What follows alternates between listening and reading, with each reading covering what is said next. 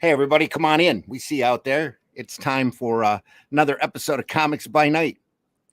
Here, coffee and donuts off to the side. Get it while they're hot. Get it while it's hot.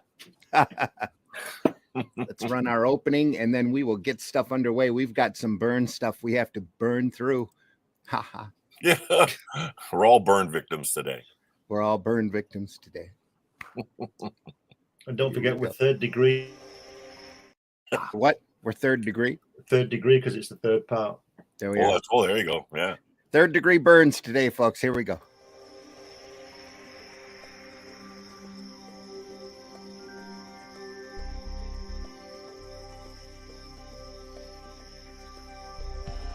What was that? This is not a charade. We need total concentration. Now, once again, this time, with the...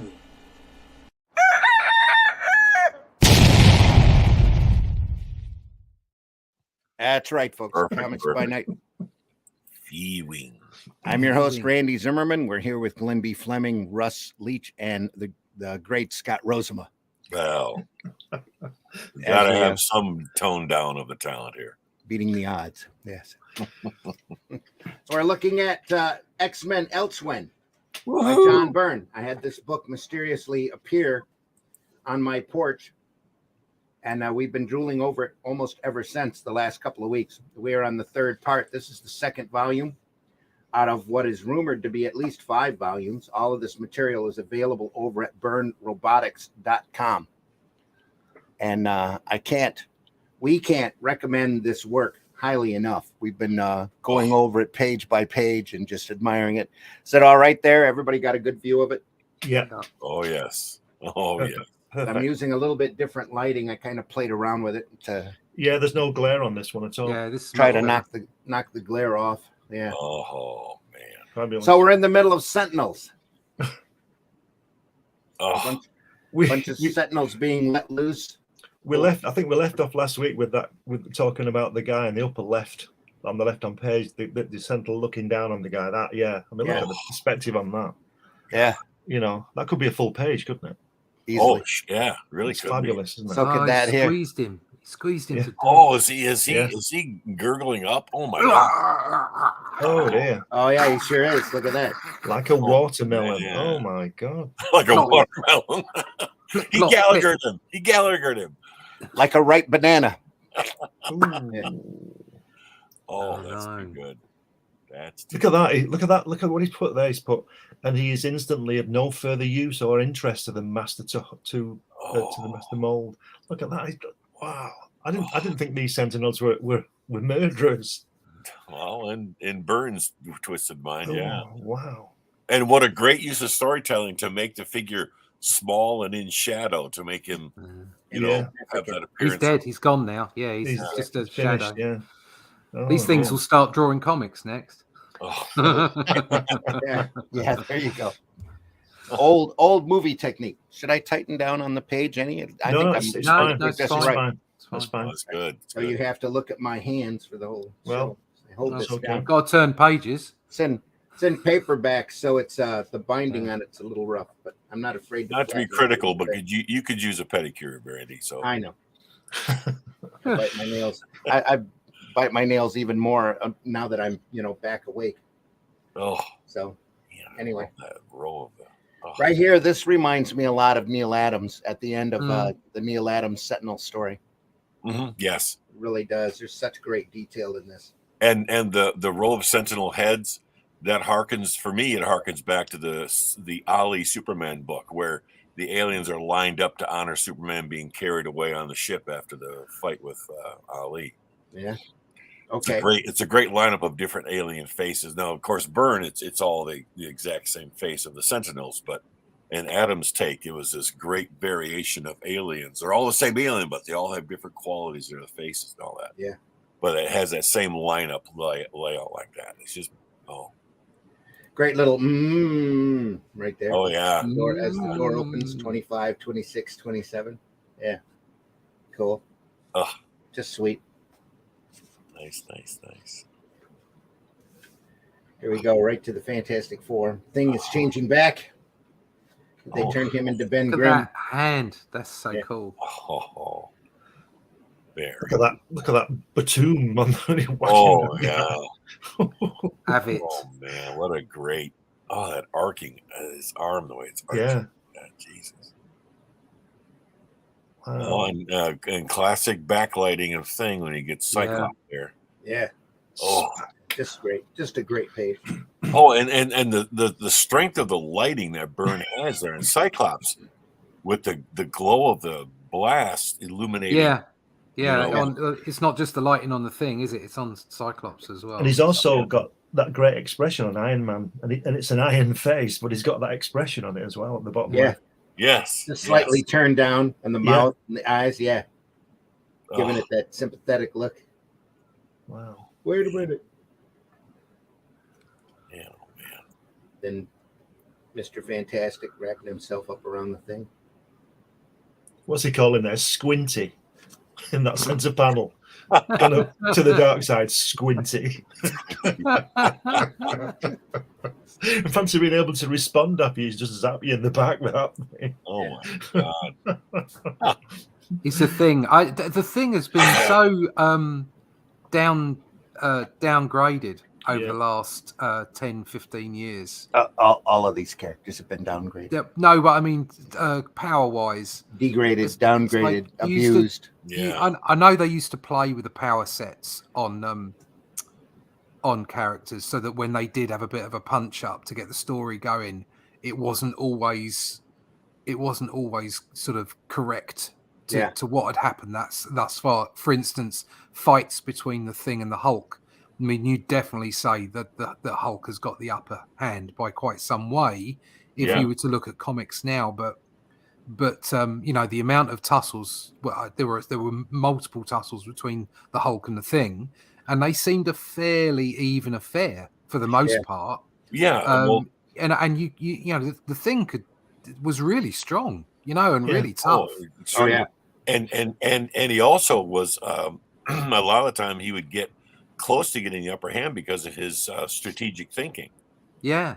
You know, because as Ben Grimm as a fighter pilot, he knew how to fight. That's right. His mannerisms and language belied the intelligence that was underneath it. Yeah. Oh yeah. You know, the thing came across as this, like, you know, sort of brute, a brute, but he wasn't. He had a brain and certainly had a tactical brain. Oh yeah, yeah.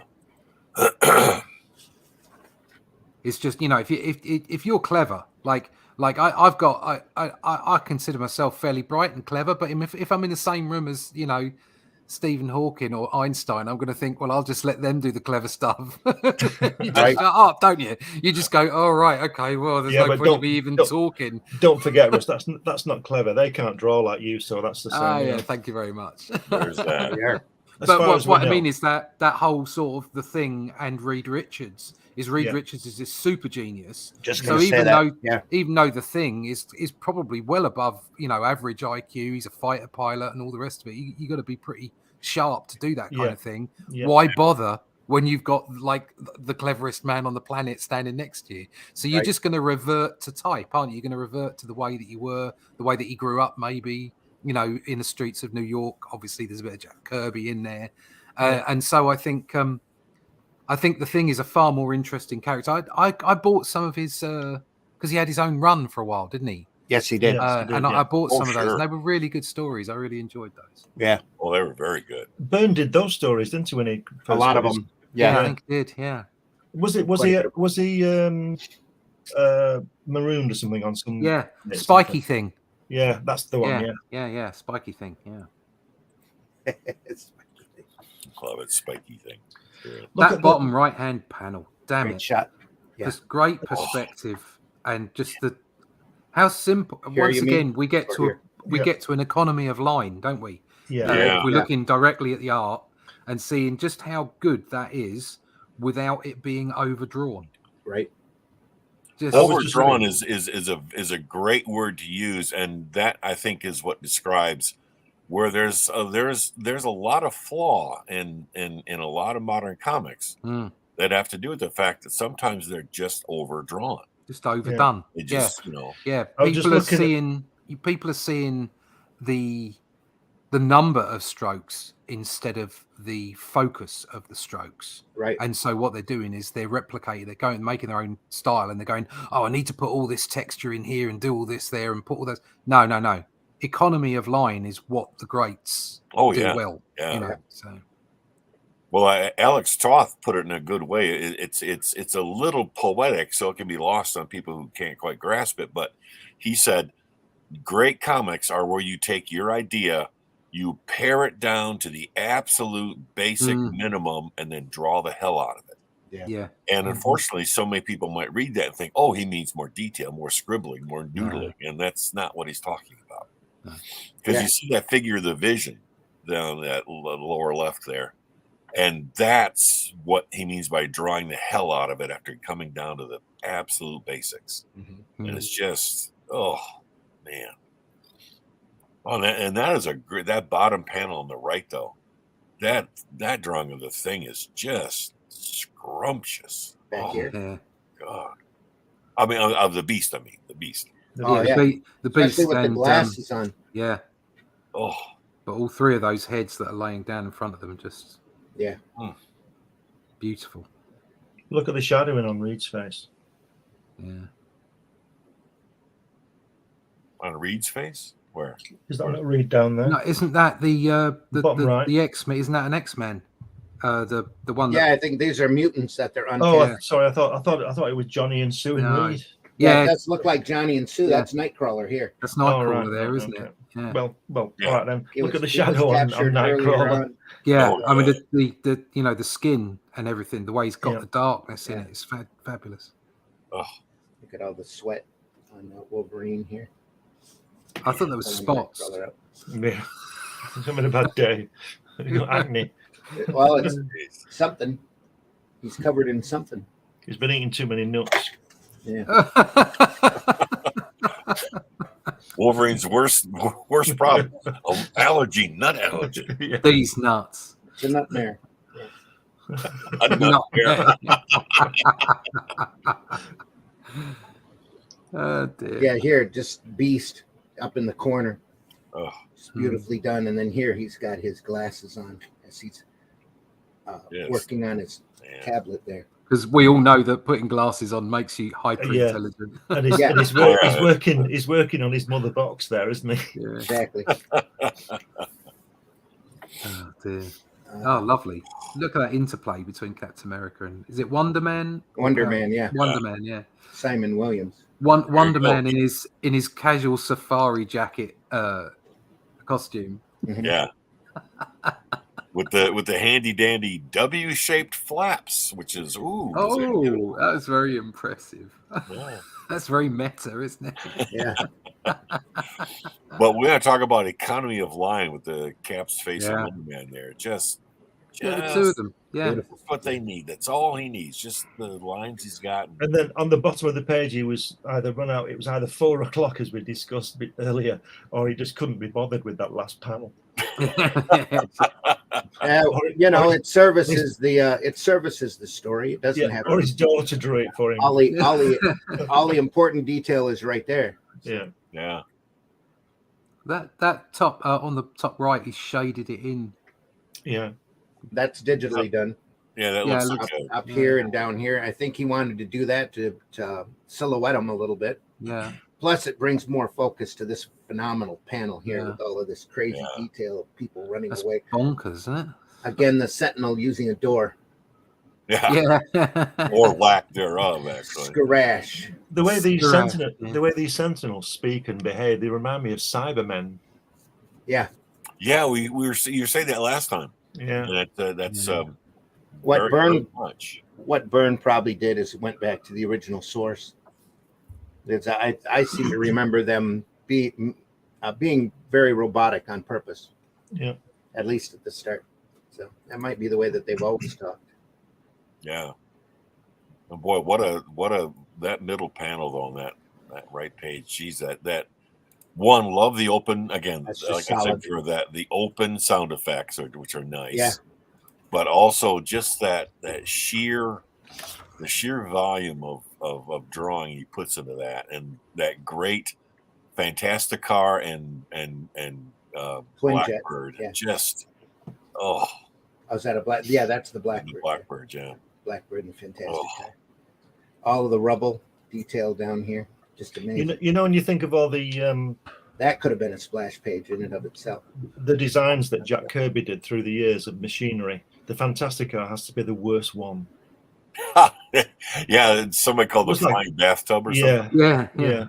It's awful. They did update it though, didn't they? And again, it's simplicity in action. That was one of the first inventions that they did. Way back when. That's like Fantastic Four 2 or 3 at the most, because it splits up into 4 pieces. Yeah, and they can all fly individually. Two of them can fly off in a box. Yeah. They made a new one, didn't they? And it was all sort of like it was like a Y shape or something, or a T shape. Yeah, I think a number of them have been done over the years. Yeah. But that's the old classic one, so that's the one. But I agree, Glenn. I mean, there's a rare instance where Kirby kind of fell a little flat in the design case. Well, like you were saying, Glenn, it was probably the end of the day when he came up with the first Fantasticar. Ros shouted to him, "I've run your bath for you." Yeah, dinner's on. Are you coming now, Jack, or what? I've just got to do a bloody Fantasticar. Hold on a minute. Oh, that'll do. Or maybe because he never stopped drawing, he was actually in the bath doing that page. Yeah, possibly. Yeah. What you doing? He looked over and thought, "I've got to get in the bath. Where am I going to put my cigar? I've got to put it down." And there was just this ashtray, and he thought, "That'll do. I'll just draw that and off." Could be the soap if he was in the shower. Yeah, it could be the soap holder. Yeah. I was going to say it looks like it could be a tin for like Christmas cookies or something too. Yeah. It looks a little bit like those date boxes. Yes. Eat me dates. I remember seeing a spaceship that Byrne had drawn. He's done a couple of them, one off of a curling iron and one off of a blow dryer. Yeah. Oh, I remember the blow dryer one. Yeah. During his Fantastic Four run. Oh yeah. Is that going right back to that? There's a book somewhere. There's an artist that talks about just converting everyday objects, into your advanced ships or whatever. And he obviously seen or knows that. Yeah, during the 80s, there was a whole lot of spaceship paintings patterned after wine bottles. Oh really? Oh yeah. No kidding. Or flasks. Yeah. If you saw it now you'll look at it. Whenever you look at those old cover paintings. You'll look at those ships and you go, oh yeah. It looks like an old wine, or look not a wine bottle, but an old liquor bottle. It's kind of oval, flat. Yeah. But in bottle shape, yeah. It's hard to describe. I'd have to show one to you. There's an awesome page. There's an awesome panel. And again, there's a nice simple one down the bottom, behind Wolverine. Yeah. Just every page is just an example of great storytelling and art here. Silhouette there on the bottom of the head, Sue. Again, Sue's surprise right there. That's great. Yeah. I love the way he does, like on that left-hand page with that guy's head there. I love the way he does the angle to get all the perspective in of the shot. The left-hand page middle. Oh. Yeah, the middle. The way he does that a lot, doesn't he? That angle, he angles the panel. It's a really effective way of getting everything in. Yeah. I thought you meant the fact he was leaning forward. Everybody had such a sense of drama there, like the way it all goes to shows all the what you need to see, all the way. Right. It's fabulous. Yeah. Jeez, and what's also amazing through all of these pages, it's amazing how effective Byrne has placed the balloons and narration boxes, and it doesn't seem as if anything is really being cut out. Mm-hmm. It's like he knows how to place these things just right to where you're getting the maximum impact of the art. Yeah. And nothing important is being covered by a word balloon or a sound effect. Are we presuming he did his own word balloons, or? Oh, I would imagine he did his own lettering here. Yeah. At this point, he probably. Well, I don't know. He might have somebody who helps him out, I suppose. But I'm sure he oversaw where everything was going to go. Of course. Well, that's the advantage of writing and drawing. Yeah. Is that you know roughly how much script you've got to go into a panel, and you can make it happen. I mean, it's easy to say, oh right. I mean, for instance, there's a guideline for submitting to 2000 AD, which is probably about 25 years old now, and it says do this with the gutter widths, and do that, and and make sure that the top third of the panel has an available space for your text, for your speech balloons. And it's like, no, that's not the way it works. Yeah. Really. But at the same time, if you can write it yourself, then you're even more acutely aware of the space that's required, and you can be even more accurate with the artwork prior to any lettering going in. Yeah. And at this stage, Byrne knows it's yeah. to him of how to space everything out. But, Exactly. I mean, it's already second nature, like you say, and then on top of that, he's written it. So it's it's a perfect. It's almost the perfect comic strip, isn't it? Right. Yeah, it really is. I love that where Cyclops is pushing that Sentinel foot, and you can see the ground Colossus up on the other side. Look at that debris. That's wonderful.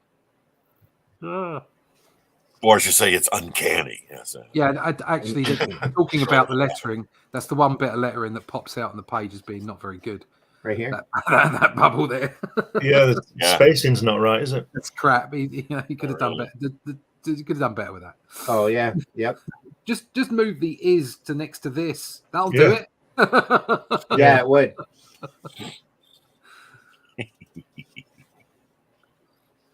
Oh, here we go with Phoenix. Oh man. Oh, this Cockrum right there. Just beautiful influence. Yeah, right down to the Phoenix Force. This is bonkers. This page, isn't it? Oh, look at the bottom right there, bottom right page. Oh sort of the semi silhouette where it's obviously so much light around it that it's like blown out. Yeah, that extreme backlighting. If you look at the top of that page, right hand page where it says source, that bubble's too tight, isn't it? On that word. Oh, we've started Glenn off now. Yeah. We got to chop this son of a bitch down. You can't let him completely overwhelm us here. We got he's got to have some criticism. Yeah. Get that wart on the nose. But speaking of Dave Cockrum, just real quick, a little side note of a little recent event for me is that I was asked to be on a panel that was going to be at I think it was a GR Comic-Con in November, and the guy wanted to hold a panel asking some of us artists to come along and offer up what we think would be a great creator combination of different skills. Like, who would you recommend to be the ultimate penciler, the ultimate inker, the ultimate costume designer, the ultimate writer, and all that kind of stuff. And I couldn't help but think to myself, well, if it came to me and they asked me about costumes, I would give Dave Cockrum the thumbs up on almost without question, especially if it's superhero costumes, because Dave Cockrum was so good at designing superhero costumes and superhero characters. He was he was very, very unsung hero in that respect. He was so good at it. He went through and redid all of the Legion. Yes. That's all of the Storm, Colossus, Nightcrawler are all his. Yeah. So. And isn't this Shiara, the one with the headdress there in the middle panel? Yeah. Now, isn't that Cockrum's creation too? I'm pretty sure. Yeah. He did. Didn't he do a whole set of Legion counterparts? Oh, for the X-Men, yeah. Was that him or Byrne? No, that was Cockrum. Pretty sure it was the Sierra Guard, I believe. Yeah, that design to me looks very Avatar. Oh yes, yeah, I can see that. Oh man, that's amazing. Oh, that's a great effect on that third panel.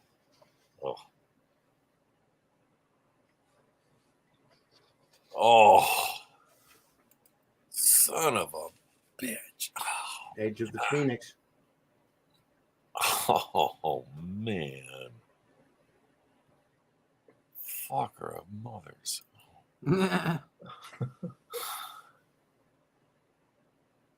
Oh, that is so cool. Christ. End of one episode, start of the next, I believe. Again, a little tinting here on this panel. I don't know if that's pencil smear, graphite smear, or what, but that's what it kind of what it looks like. But it's so solid. Yeah, no. See, look at that design for Phoenix that Byrne came up with, and that could have been canon for Marvel if they just would have listened to it. Oh yeah, I mean, this whole thing could have been canon. Freaking cool! Look at the freaking. Well, we said earlier in other chapters, a lot of these retailers are having a hard time surviving. They would have eaten and promoted the heck out of this if they'd had a chance to sell it. Oh my God, there'd be And lines their up shops, the door for this stuff. Yep. But Marvel is so short-sighted that they either wouldn't meet Byrne's demands or had ticked Byrne off at this point where he told him to go fly. Ugh. So I'll just do it myself. Ugh. What a great variety of paneling here to the right. That wonderful silhouette. Is that the Imperial planet? No, but who's the silhouette figure? And that second panel. Well, I think they're just miscellaneous characters, aren't they? Manta. Maybe. Oh, they're extra monkeys. Extra monkeys. Well, we said we needed more monkeys. We needed more monkeys, and they turned up. There we go, man. I think the Imperial Guard is coming in at this point. Oh, it's getting deep now. Jesus Christ! Wow.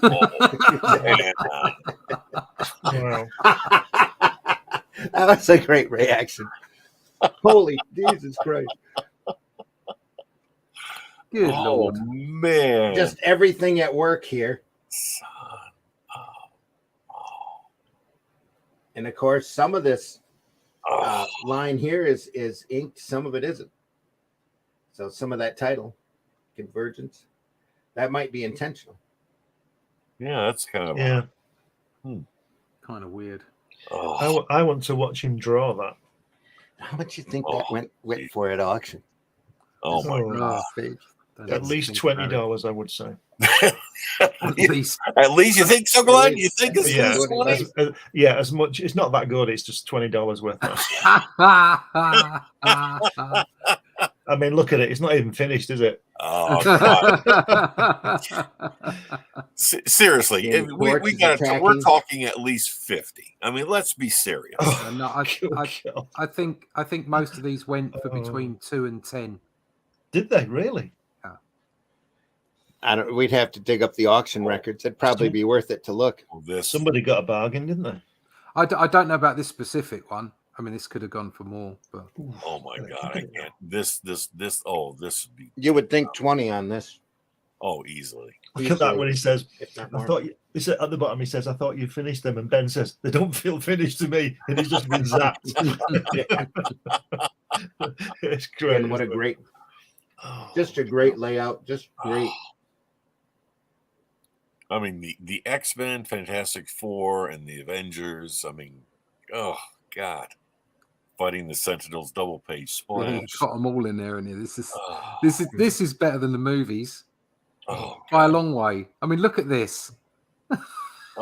Just look at it. Oh yeah, and they're in spandex. You gotta love it. Words and Pictures by John Byrne. Oh, unbelievable. Look at that Cyclops pose. I know, classic Cyclops. Takes you right into the action, doesn't he? Everything just goes in. It's just wonderful, isn't it? Mm-hmm. Look at that. Well, that classic juxtaposing of perspective going back and perspective coming back out, and the forced perspective on the buildings. Yeah, bringing you right to the middle. Just amazing, and the cars, everything is pointing right there. Oh. Just great. And this would be one of those kind of pages that would deserve to be a gatefold out, so it's completely flat. So you can No see bit it properly. page Yeah. in the middle. Can you flatten that out at all, Randy, so we can really? That's it. I don't think it goes anymore. I'd love to see Joe Sinnott ink that. I'd rub across it more, but I think I'm leaving graphite smears here. Oh, wouldn't doubt. Now, who's the character up at the very top that's got both hands out? Right here, that's Human Torch. No, the one he's firing at. That's a Sentinel having his head blasted. Yeah. Oh, okay. It's a Sentinel having his head lit up by the torch. Oh, okay. I thought that was that. Have it. Jesus. Oh. Everything's there for the inker, isn't Iron it? Man coming in, just saw him. Oh. And that great Reed twisting around the blast. Oh boy, Yeah. That's just so. Oh, I'm going to eat a bullet tonight. Yeah, it's something. Don't do it, Scott. Don't do it. Yeah. Something that they've, as far as I'm aware, they've not really expanded upon is that Reed Richards must have some kind of heightened response as well for him to do the things that he does when he stretches and moves around. His synapses, they must fire much more quickly than anyone else's. Oh yeah, His reaction time. Well, there's been all kinds of I remember reading all kinds of hypotheses about his elasticity is a reflection of the elasticity of his thinking, and obviously his neural pathways are just almost limitless. So that would be I can see where that ability fits his nature as a person. Yeah, I mean, and obviously that's the dynamics of the art creating the canon, if as it were. It's not just about the story being told. I mean, they said, the first thing to be told was they got hit by cosmic rays and Reed Richards became stretchy. Okay, and he was already a genius. Yeah. But by having dynamic art, you're effectively popping something back into the canon, aren't you? Yeah. Because you're saying, well, the physicality of it is that he needs to have reaction times that are far better than most people. Far greater, in order for him to zip around a ray blast like that three times. Yeah. And what was the Fantastic Four cartoon from the 60s that Hanna-Barbera did, which is still one of the better adaptations of the FF, is there was a great episode where Reed talks about how he can strike with the speed of a cobra, and it's such a great way to capture that nature of him as. Don't worry, Ben. I can strike with the speed of a cobra. Oh God, yes, it was just that great Johnny Quest music they used, and oh God, just love that stuff. I used to love that stuff. That Reed pose there, the way he's curled around the blast, it reminds me of when Blastar first arrived out the negative zone, and Kirby drew him like that when he was firing at. I think he was firing at Sue, or just in general, but. It's just incredible. Yeah. Look at that 4 on his chest as well, the way he's drawn that. It's amazing. Yeah, and the way it's stretched. And maintained that shadow of the 4. Yeah. Which is it's perfect to the costume. Yeah. And yet it's still in proper perspective. It's just some nice ribs as well there. He's just tucked in the rib cage. Yeah, but stretched it out. Very, very clever. Yep. And with that top of that curl, where he still maintains the thickness of the body, even as it's curling and folding back, around the blast behind it. And because Byrne was obviously thinking you don't want to make him too thin because he's still maintaining the volume of his body, but it's still be paper thin. You see Reed's left hand, right? Yeah. Look, just drop down for that character with the hunting jacket on. Where's he whacking that sentinel? Yeah, where's he punching? He's over here. He's over there. It looks like he's whacking the other one in the nuts. That's right. Yeah. Oh yeah, he does. Yeah. Johnny Storm sacks him in the face with the fire, and Wonder Man smacks him in Dee's nuts. He's getting the old 1-2 on him. They should give him a word balloon. Okay, now turn your head and cough. Yeah.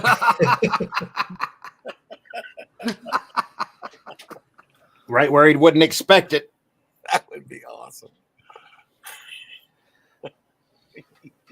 That's great. I thought you finished them. They don't feel finished to me. That's brilliant. Yeah, that is awesome. Let's see what else we got. Oh, look at that. Boy. Just that whole page is just amazing. That Captain America is such a classic Byrne face. Yeah. The Isn't storm zooming through. Yeah. Just beautiful. I have to nip off. And that shading of the thing's texture, that's just, man. Yeah. Just the perspective there. It's incredible. Oh, man. No doubt. Oh, great storm figure. Oh, man. And the shading, the drawing of the Sentinel's arm there with the shadows on the tips of the fingers and the knuckles and that. Oh, man. There's a bit of Star Wars in there, isn't there? When Torch says, and that sometimes that's what we do best, and Cyclops says, don't get too cocky. Yeah. Oh, yeah. There we go. Don't get cocky, kid. This is And perfect. then always the strategist Cap back here is going, they're coming in waves. How many of them are there? Yeah. Yeah. And then we flip over here where there's still a bunch more coming. Holy crap. Look at that. Now we see who is that they just got? I know that's North Star and Aurora. They're collecting mutants is what they're doing. Oh, okay. Who's the figure in that first left-hand panel there who is that? I don't know. I'm gonna have to look at it closer. Let me switch glasses and take a look.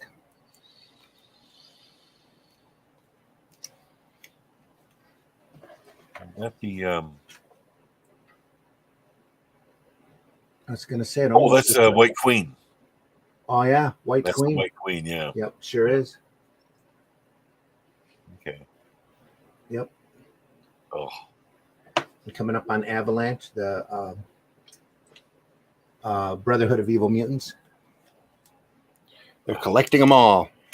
And look at the economy of the word balloons, and all around the world, and it's each one emphasized on the panel, each panel. Oh man, oh,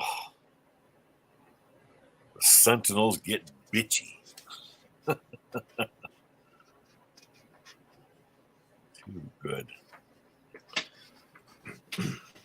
Oh, Franklin in the tank. Oh, man. She breaks it open with her force field. Oh, Pulls right into it. What a great shot there. So her son's in trouble and she's busy doing her air show on the backside. Just a minute. I know you're drowning, darling, but just let me fix my hair.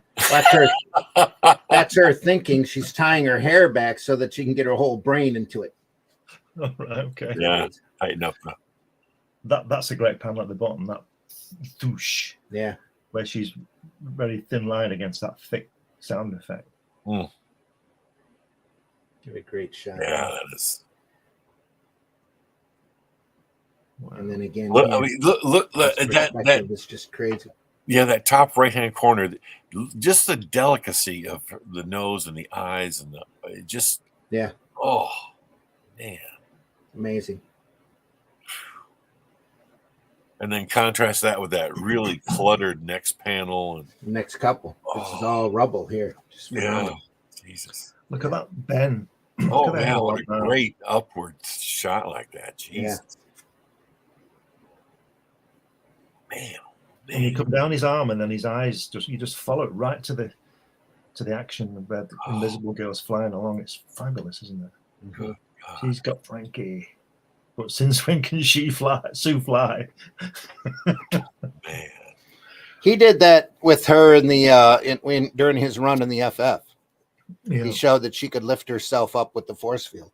Yeah, fabulous. They're actually all of these the FF are a lot more deadlier than what is used most of the time. Yeah, there's definitely a darker side to all this, isn't there? Yeah. Mm-hmm. And all the characters, Well, she could literally kill anybody with a thought by bringing her force field down tight enough just to stab somebody with it. Oh yeah, or squeeze him to death. You know. Yeah.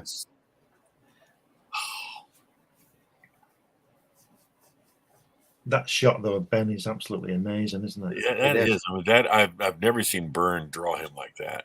No. It's just that arching stone eyebrows he has, the way he's sizing that from the upward shot, and those buildings as well. Oh. And again, I know we've said it before, but you would never see pages like this nowadays with this much care, this much love, for so much attention to detail. It just doesn't happen. Worst, obviously. Yeah. It just doesn't happen. Fabulous. Now Spider-Man's here. Spider-Man comes in. Oh, love it, love it, love it. We draws what we wants. Yeah. He draws what he wants. Exactly. That sentinel in the right-hand page in the center, his head. I just suddenly got that one. Yeah, he reminds me of that guy in the Amiga Man who climbs up the railings and to shoot Charlton Heston. Okay. Oh yes, yes. You know, when he climbs up he falls on the railings, doesn't he? Yeah. It looks like that guy. We were talking with Steranko about flat on the floor. Here, Kitty Pryde is flat. Yeah. Flat on the, not quite on the panel. Yeah, on the panel border. She's right on the panel border, isn't it? Yeah. And the wheelies. What a great shot. A great page again. A little bit more subtly used than Steranko. Mm-hmm. Yeah. But done to great effect to kind of cut that panel so cleanly off. Do you know if this layout was done as a live action, you'd come out of the cinema reeling, wouldn't you? If they could capture all this. I mean, look at that bottom page zoom. Look at that. That's why. Bloody hell. That's why comics are the greatest storytelling medium on the planet. Yeah, quite agree. Without doubt. Yeah. Film is great. You know, the imagination is great when you're reading a prose book, but there's nothing quite like reading a well-written, well-drawn comic. Yeah, and you can draw whatever you want. Yeah. There's no budget. It comes down to your talent and your vision. Yeah. And when you have the wherewithal, when you have the venue to just completely cut loose, like Byrne's obviously doing here. But also, it's not about getting every little detail right. That's the great thing about comics, about it being sort of, it's reaching into the mind of the reader. Mm-hmm. In between the panels, in the gutters, you're filling in the gaps like you would if you were reading a novel, except that you're being paced by the book itself, by the visual medium. And then on top of that, it's like if you look at a Manet or a Monet, okay, the painting is alive. You look into the painting, you get close enough to the painting, you can see the brush strokes. It's not a scene anymore. It's paint on a canvas. You think, well, this is, and then you walk back from it and you fill in the gaps with your eyes and the distance. And I think it's the same with great comic book artwork. I mean, there's loads of detail in this stuff, what he's doing here, but he knows when to level the detail. Yeah, he knows how to layer it. Wasted, is it? So nothing's wasted. Yeah, look at that. And that's the great artists do that. They do. Look at that there, where that guy says, "Attention, non-mutant variant coded Spider-Man, terminate." He makes an instant decision about. He doesn't think, "Oh, who is this guy? He's interesting. Let's see what he does." He just says, "Kill him." I like that nice, bluff, tall, dark, and mechanical. This was back when like Byrne's writing as well. Spider-Man had a sense of humor back then. Now it's just like everything that Spider-Man says seems to be sort of snarky and sort of unfunny. Whereas that's the writers, though. Yeah, back then, obviously we're talking back then. This is more recent, but it's Byrne that's doing it. But he's, the writers that were on Spider-Man 20 years ago, 30 years ago, they were genuinely funny, some of the stuff that he was coming out with, Oh, yeah. A bit tongue-in-cheek and a bit cheesy sometimes, but genuinely funny. If you read that when he says, "Nice bluff, tall, dark, and mechanical, but I know your program is going to stop you in about..." Holy crap. Look, he's drawn his eyes. He's drawn his eyes in, hasn't he? He's drawn Spider-Man's eyes in. Yeah, just a little dots. That's very much Little dots. Yeah. I seem to Very remember much. Steve Ditko did that, didn't he? Really early on, drew his eyes in one. Am I wrong? Yeah, no, I that's think you're right. right. Ditko, And every then so often, Ditko would throw that in. yeah. It's like, I think it's it's a actually mistake. attacking me. My spider sense hadn't warned me. I'd be toast. That's real Stan Lee, isn't it? Yeah, That- yeah, Oh. yeah. The whole idea that you explain everything as you're doing it is just that's so comic strip. It's great. Oh, it's just Yeah. so I think a lot of it is lost on modern writers. I think they see it as they see it as a lot of it as being cheesy and as being sort of cliche, and it's like no, it's an art form that it's built around this, it's designed around this, it's about telling stories. I'm saying they think it's Over. It's over. It's all traditional stuff, you know. It's they can't, and they think they can't do it. They think they've got to be smart. Nobody's smarter than Stan Lee, and you should learn from him. Yeah, I think as well, and this is something that I think a lot of people suffer from, a lot of artists suffer from, but writers as well. And there's no harm in getting inspiration from other mediums like film, but comics seem to be written almost like they're films now. Yeah, you know, they instead of comics. Very, very dull, droll films. Yeah. Dialogue that takes itself far too seriously. Yes, and no sense of charm and no sense of personality to the dialogue. No, and that's something that. I mean, I know we're all involved in doing our own books and trying to get that kind of feel into the books. But definitely, what I was doing in Only Death, it was like I wanted it to be a little tongue in cheek. Do you know what I mean? I wanted it to be fun. It's I don't want to be too serious. You know, it's all the AI programming these modern writers are using. It does make you wonder, doesn't it? That's about the extent of it. The more I read that stuff, the less I wonder.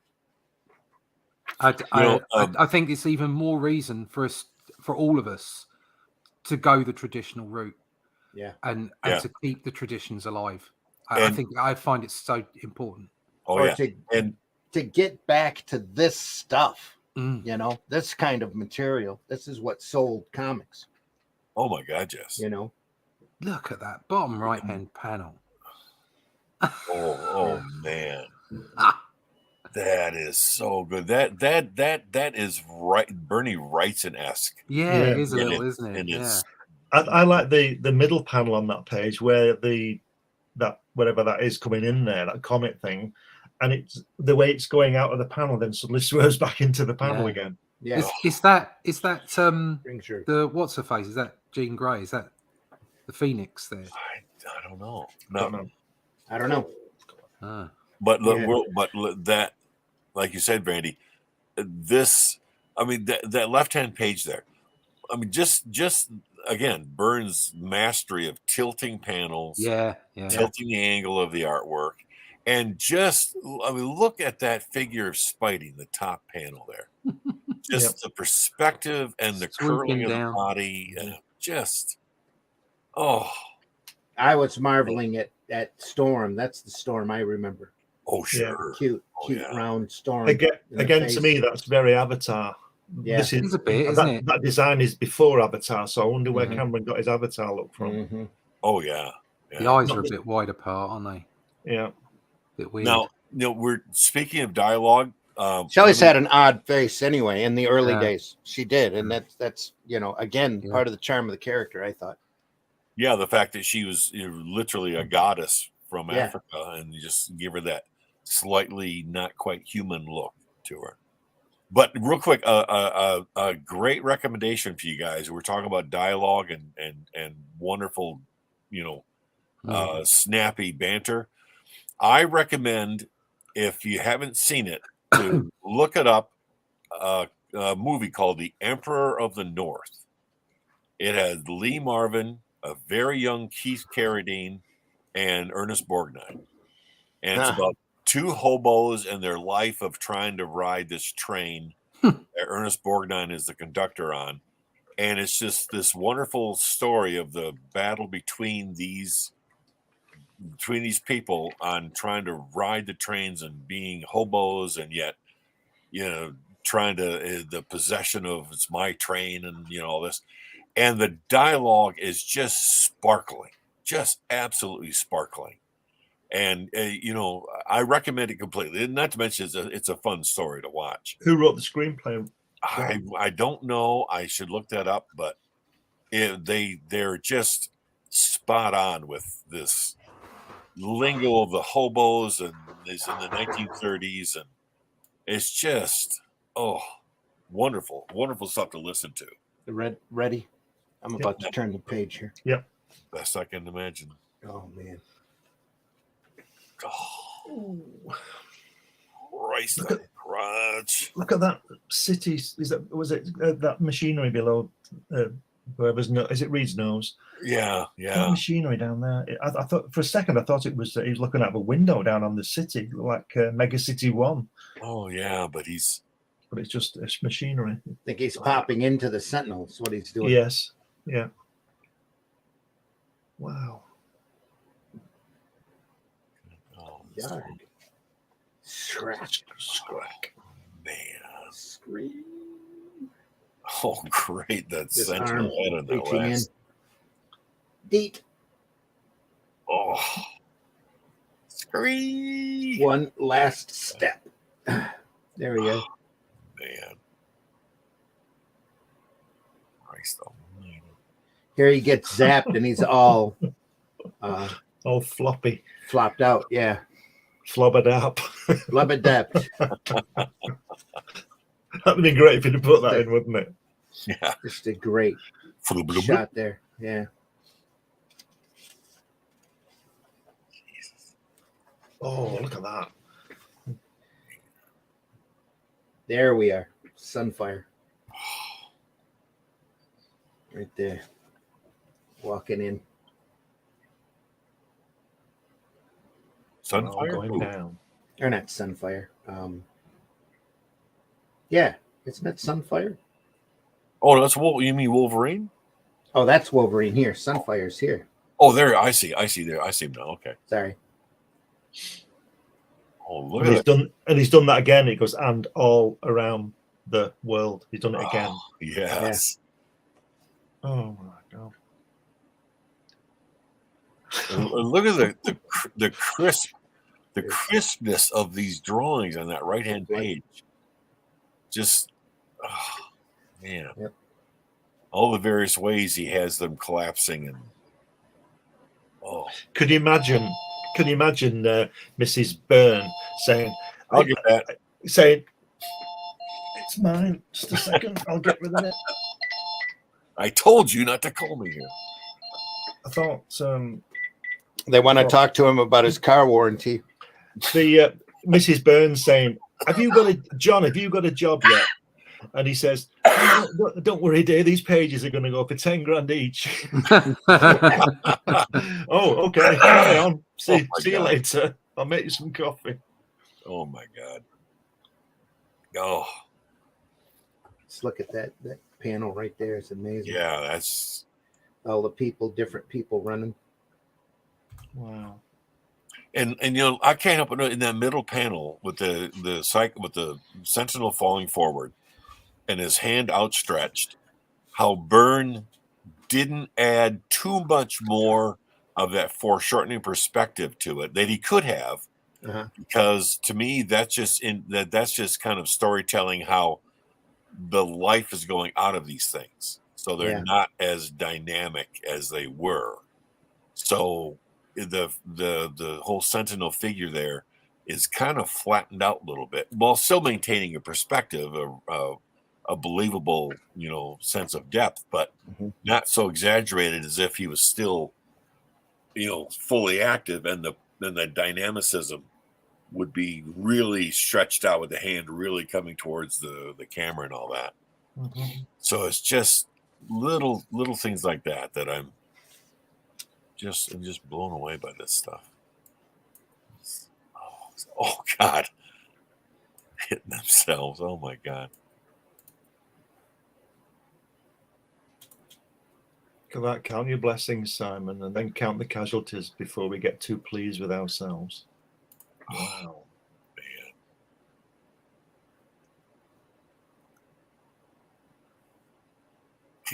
Just the casual nature of all this, how good the the anatomy is.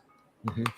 The figure drawing, just everywhere you look, just Right there. Stuff the and butt also shot. Just amazing. the bottom left hand panel there of them walking away, and look at the difference between the height of Colossus and Wolverine there. Yeah. They're just brilliant. Just he's a colossus, isn't he? yeah, but look, but the interplay between the two anatomies and the weight that's being carried by both of them, that's just brilliant. This has to be somebody Byrne knows down here in the lower right. Yeah. I can believe that. There's a real Kirby hand there, isn't it? Oh yes. Oh yes. Screech. Surrender peaceably and skreek.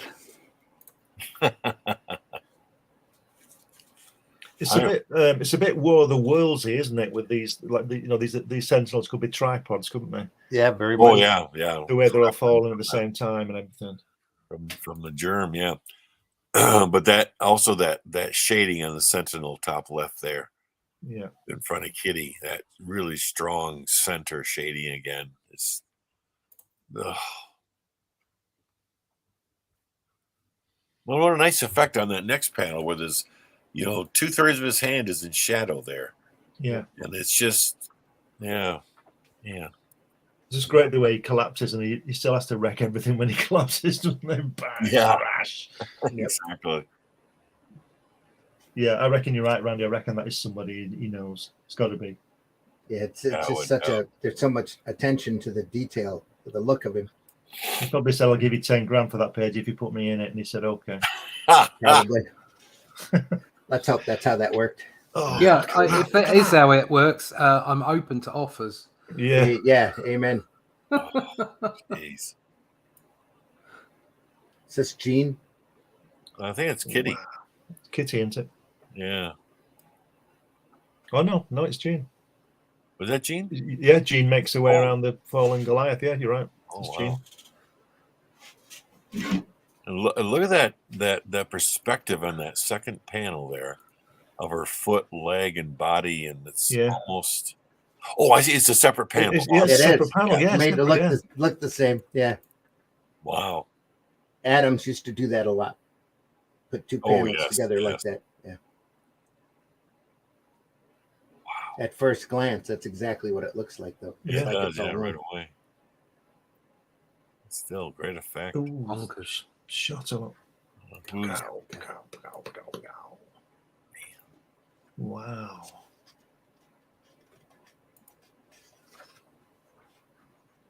Oh, look at this. Man. All this big credit box here. Don't blame him. written and illustrated by John Byrne. Yeah. Oh, man. Like we didn't know. Yeah. Really. It's fabulous. Isn't it? What a great character in those faces. And again, he's got to know somebody that he's starting to draw people in. That guy in the top right there that you're just saying, where he's talking to the guy with the mustache. That guy, it looks like is it the Punisher? Blunthal, is he called? It does look a bit like him, doesn't it? Yeah. Oh, look at that truck. Just amazing. This is incredible, isn't it? This has got to be up there, hasn't it? This is absolutely amazing. If Marvel are seeing this, which they must be, or whatever it's called this week, they must be kicking themselves. They must be. They don't. Care. No, they don't care. They don't care. They don't give two shits. I would hope they would, but they don't. They don't. They really don't. They don't care about comics, no matter what they might tell you. They don't. Well, they don't give a monkeys. They do, but they care to tear them down. That's their big. In my opinion, that's their big goal right now: to tear out the toxic masculinity and get rid of the superhero genre as we knew it. I know. I don't. As it should be here. I don't think that's personally. I would differ from that opinion. I think it's business. I just don't think that Disney consider comics a viable way of making money. So they let pretty much anything go on, and that's where the degeneration of the medium is happening. I agree with you, but I do think that there are people up there that are intentionally trying to tear this out. Oh yeah, I have no doubt about that. There are activists in every business everywhere. What I'm saying is that the core of it is money. The core of it is that people, people or like lack thereof, or attention. Large companies like Disney don't think they can make enough money out of comics. They don't care. It's just like leave it on the side, doesn't matter. And they wonder why it becomes an aspect of their business that they can just throw anybody at. Yeah, So, it's one of those. It's one of those small arms of a business that is more useful as a tax write-off than as a source. Probably, yes. So they don't really care too much about what goes in them, particularly, and they let people get on with it. And so what you do is you have a desperate mix of some complete trash and the odd bright spark, and it takes the whole medium down with it. So that's what I think is going on. And they wonder why their stock is dipping, because especially at Disney, they don't pay attention to the small detail. Yeah, and it's a lot of the small money that makes the big money. There's a lot of I mean, this goes on in a lot of businesses, a lot of boardrooms, and a lot of particularly in a lot of middle management, is that they think they're better than the people they're selling to. Oh, that's too. And so they look down upon them, and they don't really give a stuff, and it's just like, let them eat cake. Get on with it. And I think that's just a general attitude in some entertainment environments, and certainly businesses as well. And I think that's what's happening. That's why it comes down to everybody else to keep the medium alive. Oh yeah. For us to do things like this, for the kayfabe to be doing shows like they do, for people to be saying, "Look at this stuff. This is the real deal. This is the real thing," and then go make your own. Go make your own. Yeah. Too true. Well, certainly Byrne's doing that, no doubt. Yeah, at least showing him how to do it, isn't he? Yeah. Yeah. Fortunately for John Byrne, as we said last week, he can probably afford to do that. Right. True. Well, if you're selling these for a couple of grand each, he certainly can. Yeah. Anybody wants a Batman page, they are for sale. Boy. Wolverine taking the hit there in the bottom. Yeah. Bam, bam, bam, bam, bam, bam, bam. He did the I've just opened up a bloody page. Sorry, I got. If you want to quickly whiz to my camera, Randy? Sure. Just for a second. What did you do? There you go. Oh, there you go. There you go. Money shot. Oh, you got your Star-Lord book. That's sweet. Oh, damn it. Yes, sir. Right there. There we go. That's straight out of my childhood. Fantastic. Oh, yes. That's Claremont, Byrne, and Austin. There's so much great stuff in there. There's some beautiful painted work at the back as well. That's a 4-issue miniseries by Dan Lawless in the back. Really, that's very underappreciated. What a book! Yeah. Sorry, I just had to show you. It just came through the post. So, no kidding. And the thing is, this book here with the X-Men is every bit as good as that Star-Lord stuff, which is amazing. Yeah. I mean, 40 years later, he still. Completely on the mark. Every page of this is Byrne screaming, "I still got it." Oh my this God. is every page of this is Byrne screaming, "I got it, and I got it better than everybody else on the market currently." Yeah. I'm sorry. I improve with every line. I prove with every line that I'm better than any of those people out there drawing this on it digitally. And don't get me wrong, I don't have an issue with digitally, but I think there are issues with doing things purely digitally that give the artwork a certain look, and this just has this beautiful. This is so good, and it destroy. I think it destroys pretty much everybody out there. And there are some great artists out there. I can't remember his name. It was one guy who was doing a run on Action Comics recently, which was just fabulous. And then there's a British artist. He's on my friends list. I can never remember people's names. He just did a Batman cover as well. Some fantastic stuff. And there are great artists out there, but Brian is just like, he's blowing everybody away with this. Well, yeah, and when you think that there's a thing though, there's a little bit of an aspect of digital versus traditional.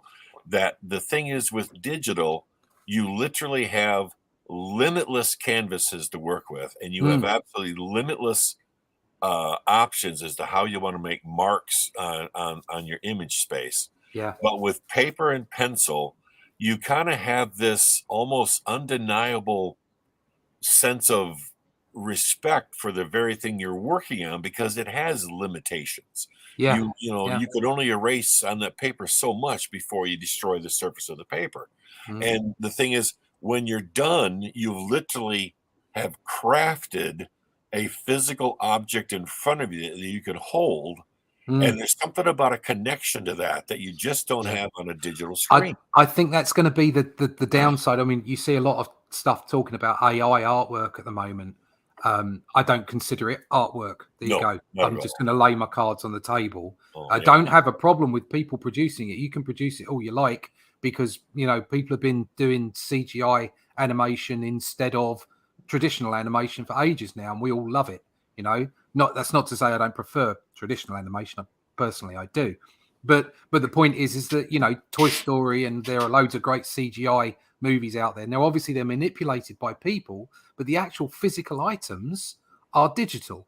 Okay. Yeah. And AI artwork, if you want to call it artwork, is a digital, completely, purely digital medium. If there was a sunspot and we had a solar flare, all the AI artwork would go away. Okay. It would never be here ever again. All right. It'd be gone in a flash. Right. So it is purely a digital thing.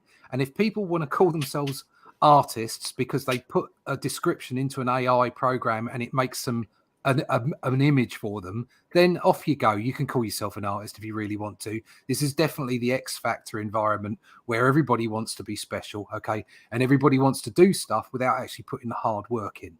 All right. That's true. So I'm not casting aspersions on people. I'm just saying the facts are, if you want to be a good artist, there's talent at the base, and then you have to work really hard at it. Okay. Well, now sorry, if I could just finish my point with what you were saying about the physical artwork, is what is going to differentiate between real art and AI art, is that you will have a physical piece of paper, you will have a piece of painted board, whatever, a canvas, whatever it might be, and it won't be printed out on a digital printer. It will be a real piece of art created by human hands. Yeah. Okay. And that, exactly as you're saying about, having these pages in the real world, that will be the difference. And that is what people will go for, because so many people think about it. It's all about, it's about mathematics. It's about why are comics so valuable from such a long time ago? Because there's so few of them around. Yeah. Okay. Why are comics from the late 90s not valuable? Because they made loads of them because there was this big stupid bubble happen. All right. Yeah. And it's the same with digital artwork, and especially AI artwork and traditional artwork. In 20, 30 years time, okay, even shorter, there'll be loads of people. Look, I can make a comic because I could just put a description into this AI thing and it makes it. But it will be valueless. Completely valueless. Whereas the artwork that we put together right now in the physical world will have value to it, because if it hasn't burnt down or been crushed or put in a bin, it will still be here and it will be real. Okay, and I think people are missing the point, but you aren't, Scott. You never. And to that point, the very nature of that physical piece of artwork is not just because it's rare, which is an undeniable aspect of it, but it's unique. Yes, it has a solitary, singular nature to it. In essence, rare because it's one of. There is only one of it. Okay, and the AI art, quote unquote, it literally is going more and more towards what is essentially shadow puppets on the wall. Yeah, exactly. I saw someone post something the other day saying, "Oh, I did this. I'm doing this comic, and it's AI, and it looks really great." And I looked at and it was rendered beautifully, and it kind of had the feel of a CGI movie. And I thought, that's all very well, like that one visual aspect of it. I've looked at it and gone, yeah, that looks great, but I wouldn't want to buy it because I don't want to buy comics that look like CGI movies. I want to buy comics that jump off the page at me and they're exciting. Because there's no depth and substance to what you're looking at. You're seeing a printed version of something on the screen, and there's literally nothing else to be seen. There's nothing else to break it down other than these written prompts. And with here, you're seeing a comic book that it literally starts with a blank piece of paper, and through the crafting and art and expertise of pencil to paper with erasers and rulers and all this, the thing is you come up with a finished product that then can be transferred even further along, evolved with inking and then with coloring. And so you've got a physical final product that has got many stages of physical production that exist. Yeah. And, you know, it's like seeing a family tree of a certain person. It's not just it is. me. Yeah. You And know, it's all come out of somebody's persona. It's all come out of their brain. Yeah. It's like, Could you go back a page? Sorry, Randy. Could you go back? No, one? I'm just moving along here as you. I just want to see that image of Wolverine. Go on and rant on the top right. Oh yeah, that's just so gorgeous. Well, here, all the detail on the mansion, Wolverine having to go out and clear his head, all of this jungle foliage here, or the woods foliage, all of the detail here in the laboratory is just amazing. But again, when we talk about detail, it's not photorealism. No, it's this flick. It's this. It's beautiful. It's just a beautiful work. Yeah. Just. Now we get back to that figure that was in the shadows earlier. Just look at that. I'm getting closer to your view, Scott. Oh. Eating a bullet. Yeah. Look at that. Wow, look at it. And a bloody big hole, he says. On the middle panel. And a bloody big hole. Oh. Rawr. Nice. Again, that bottom panel there is very Avatar to me. On the other page, that face, that big face, very Avatar to me. That. Yeah. Yes. Did you just go see that movie or something? No. Oh, no. Okay. Advertisements everywhere. It just reminds me of Avatar. Getting paid by Disney to drop Avatar's name. Avatar. No, Avatar. Just picking it. Oh, what a great face right there as he turns.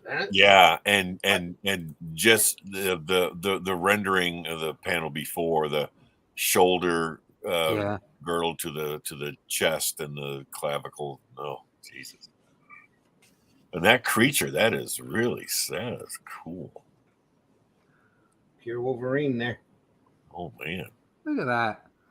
The way he's got perspective. Oh, look at that bottom fucking panel. Oh my god. God, that's like that. That's Neil Adams-esque as I've ever seen coming out of Byrne, and that middle panel. Whole page there. Holy whole page here. It's just amazing. Look at that view of him top left. That's what I was looking at, and the slightly thicker key lines around his legs and lower legs. Yeah. That just picking it out, fantastic. It's brilliant. It's absolutely brilliant. Look at that face. It's absolutely brilliant. Yeah, it is. I'm getting Joe Kubert teeth there on that center panel of that face. Yeah. Oh yeah. Yeah. There's just a lot of influence there. Just amazing. And then here. Oh, no, on that page there, the second panel, are we seeing the view between Wolverine's claws to this thing? Yes. Yeah. Here? Yeah, right there. So cool. Just what a That's a big digital POW down the bottom. that middle panel where it's flying up from POW is a real Byrne view, isn't it? But how fun is that? You know, flying up and out of the it's just man. That just sets off the calligraphic geek inside me. I just love that. Just like the old days too. They get out of one danger and they're right in the middle of the next one. Oh yeah. Yeah, I noticed earlier on that when they defeated the Sentinels, everybody turned on the X-Men, didn't they? Turned on Cyclops because he's a mutant. Yeah. Did you notice that the Sentinels were down and then they turned on the X-Men and everybody else because ordinary people because they know they're mutants as well. And that's what people are like, isn't it? They're so fickle and change. Well, it's all the Muti's fault for bringing the Sentinels in the first place, right? Bloody Muties. Yeah, exactly. Oh, man.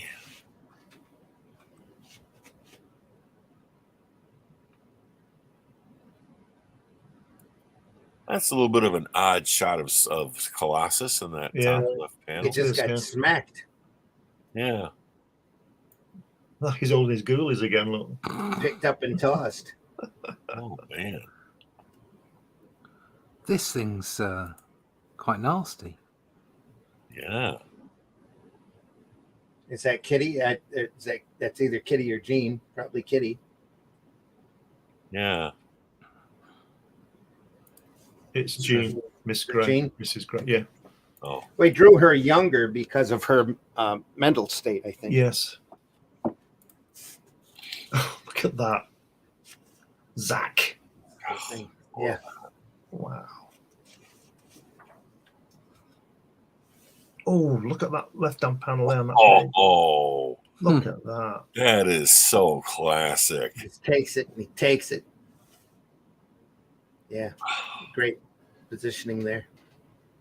Oh, I mean that first left-hand panel, that powerful use of the tall vertical panel, to emphasize the strength of that blast and the sleekness of the figure running forward.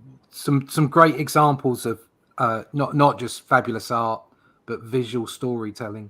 That left-hand panel with the power of the ray, and then the bottom right-hand panel on the right-hand page where our eyes are repeated through. Just fabulous stuff.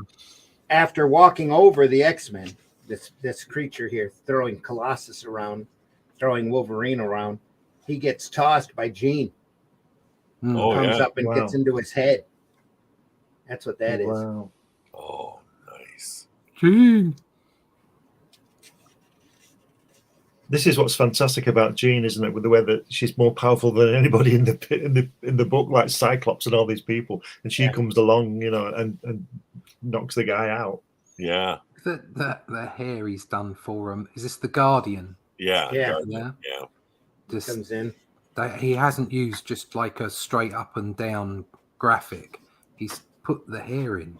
Yeah. Yes. On his Mohican. That's brilliant. Oh.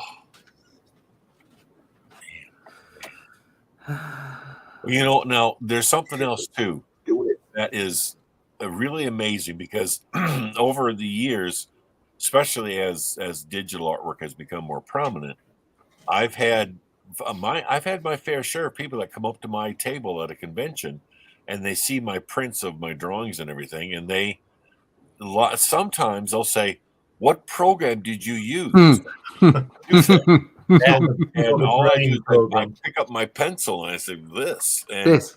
And that tends to get almost more of a wow factor out of them than any talk about. Isn't that weird? Because I think it depends on the way people are producing their artwork, because obviously I pencil a lot digitally.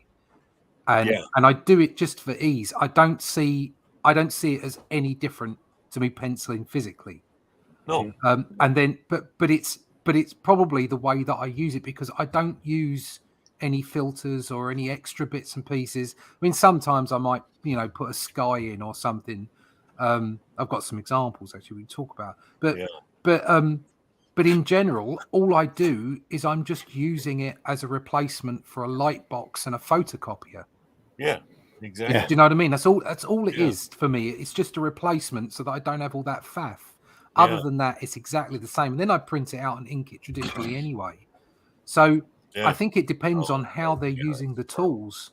Because if you're relying on the tools to create certain effects and to do certain things, then the idea of somebody using a real pencil or a real ink brush and being able to do it, you're kind of like, oh, wow.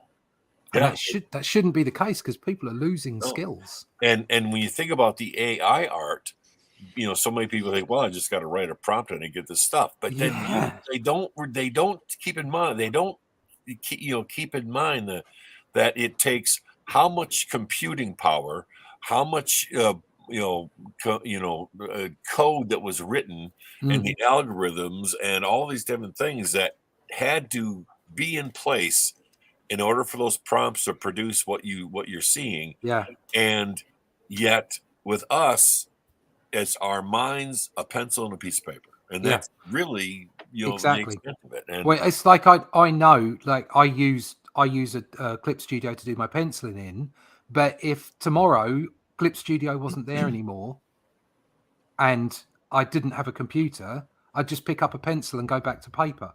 Yeah, exactly. So it's the fact that you already know how to do that. The problem is just going straight to digital and missing out the bit in between where you actually use physical tools and physical media. Oh yeah, that's the problem. Absolutely. Oh man, look at the storytelling with the eyes, little panel, the alien face, and then her face. That's just juxtaposing, brilliant, isn't it? Yep. Just gorgeous.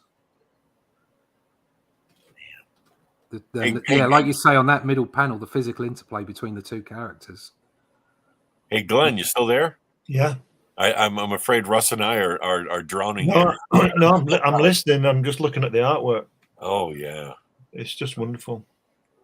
Again, the creature came there specifically to get to Jean Grey because she was the calming factor for the Phoenix Force and had to warn her that it was coming. And it's too late. He's already there. Incredible. Well, it's too late for all of it. This has got to be the best work anybody has ever done. Yeah, no, it blows you away, doesn't it? And it doesn't. To me, I'd love to see it printed, so we can all get it, so to speak. Mm-hmm. But as from the pencils, I think give me two versions. Give me a pencil book and an ink book. Yeah. Oh yes. Forget the color. Not bothered about that. Even the best inkers, you'd be concerned of losing something, wouldn't you? Well, I said earlier, I'd see Joe Sinnott ink this. Oh, I mean, Terry Austin's good, but he's not Joe Sinnott. Solid Cockrum right there. So much so. No, wait. This page here, this harkens back to that one aspect of the printed book from way back when, where Jean is suspended like this with the Shiara around her.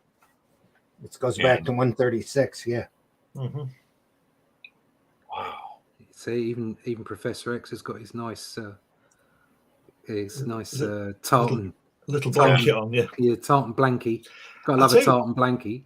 I'd tell you what would be interesting if we could find out if it's possible if Chris Claremont's read this, see what he thinks. Oh, yeah. I don't know. Isn't it? I mean, I didn't care for I didn't care for his X-Men because it was too wordy, but I just wonder what he might think about this. I thought I heard the two of them didn't get on. Right. No, they didn't. That's what I heard too. You'd probably get you wouldn't get an unbiased opinion. Well, that's why he's doing that. That's kind of why he's doing this, is he didn't agree with what Claremont did after 136. So I can see why. Yeah. Well, that and Shooter made them kill off Jean Grey. Yeah. Because she had decimated an entire world of asparagus people. Yeah. Asparagus people. Yeah. Or broccoli people. Yeah. Yeah, that's better. Broccoli people. Well, it doesn't matter then, really. The hero doesn't do that. And the villain, is going to have to pay a penance. Yeah. So you make one salad and you just ruins it. Does salad count as genocide? I don't know. that spaceship thing looks like a giant insect, doesn't it? Yeah. Is that what it is? Yeah, that's Cockrum's design. That's one of Cockrum's geniuses. It's taking ordinary everything. It looks like something straight out of Star-Lord, doesn't it? Yeah. Imagine coming at you. Meat. Hey, Randy, can you turn one page back before this? And then the page back to where you were. No. You go forward again to that. Now the story is starting to intrigue me in terms of what's going on, because again, this reflects issue 136. This is the end of the issue. This is the start of the next one. At the start of the next one, they backtrack a little bit. It's a little bit of Jean Grey. Oh, I see. A little bit of talking back, a bit of history. Yeah.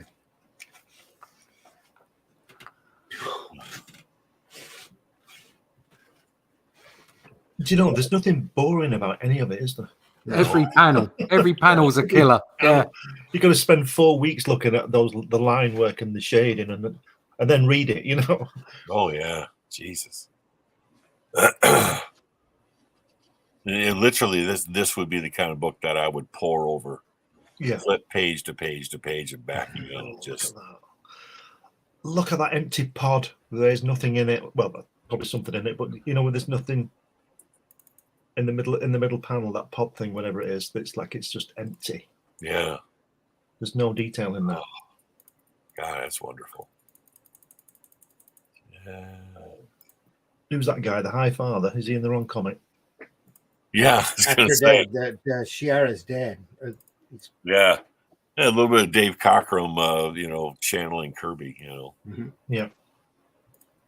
Look at that. Consider the emotions here on display: shock, fear, animal fury. Look at that. Wow. Oh man. Rawr. Yeah. And that little guy down the left hand, that is his pal there with the mustache, should be saying, "Holy crap!" Yeah, exactly. So. Oh, there we are. I see. Oh man.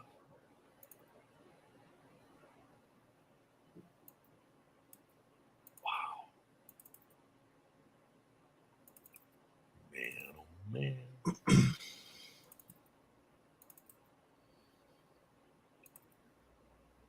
Again, it's great. It's all perspective here. It's just incredible. Great use of aerial perspective there. That downward shot, the angle, man.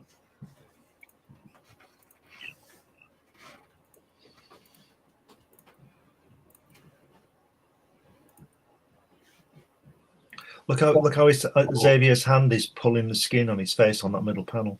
Yeah, just Yeah.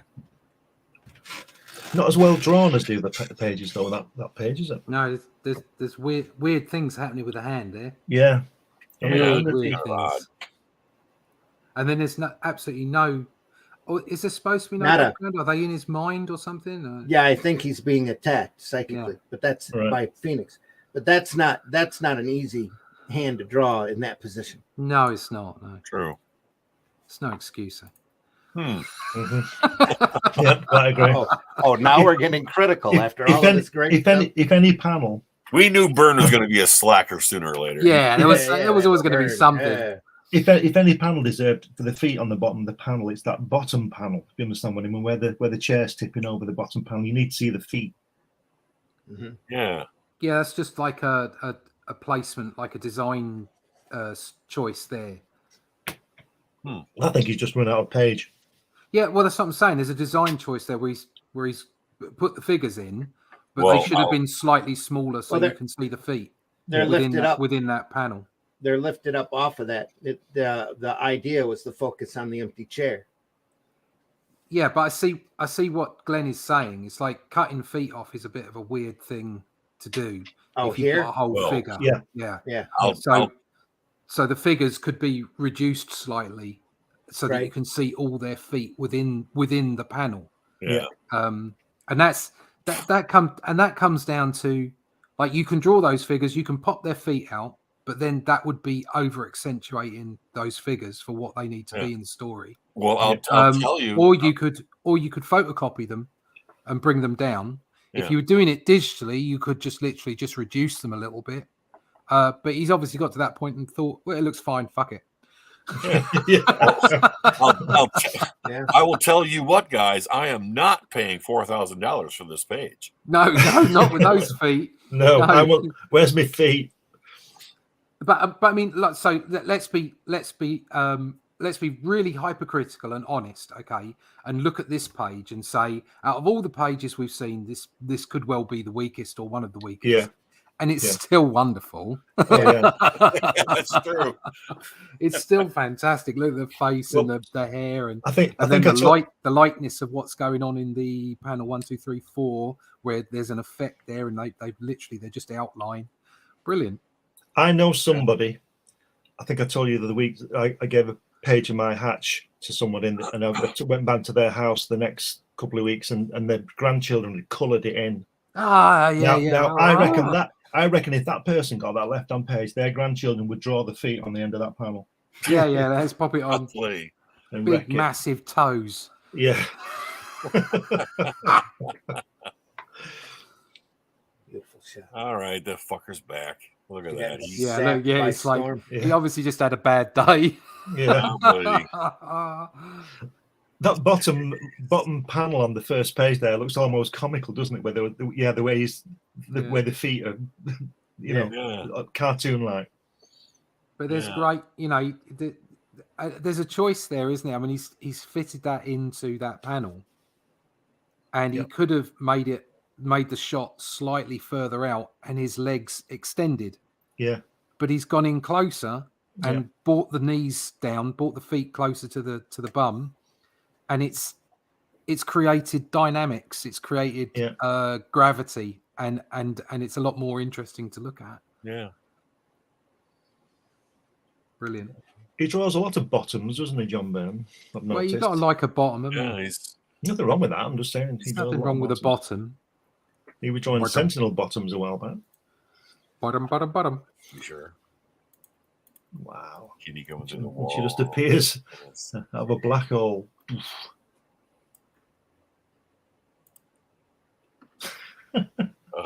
Just popped in to see if you were okay. Yeah. Don't mind me. Wow. Look at her falling through that on that right-hand page on the first panel where she's falling through all the floors. Yeah. Nice. It's an old style cutaway you don't see very often, or you don't see at all anymore. That's right. That's true. Well, what a great way to portray that, dropping through different floors. It's better than 10 panels of her running down the stairs, isn't it? Mm-hmm. Oh, yes. To get to the bottom floor. Yeah. And then she just pops in at the end. Look at that. When she just pops in at the end, the head through the wall. Hello. Fantastic. Oops, I didn't realize this is the bathroom. My fault. Yeah.